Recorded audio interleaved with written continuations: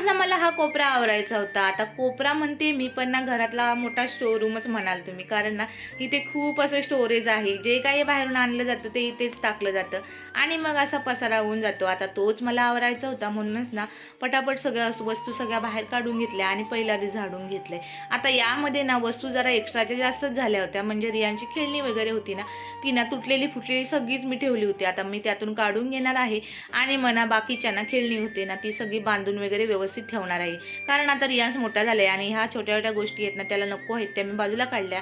आता हे मला आवरता ना दुपारचे 11 वाजून गेले कळलंच नाही आणि मग मी 11 वाजता आंघोळ केली होती. आज छान अशी साफसफाई तर झाली होती, पण बाकीची ना कामं सगळीच वाट बघत होती. जेवण करायचं होतं, त्याचबरोबर ना कपडे पण वाळत घालायचे होते आणि मग रियान्सला आणायला जायचं होतं. त्यामुळे ना पटापट आधी स्वयंपाक करून घेतला होता आणि एका साईडला ना पहिले कपडे घालून घेतले होते.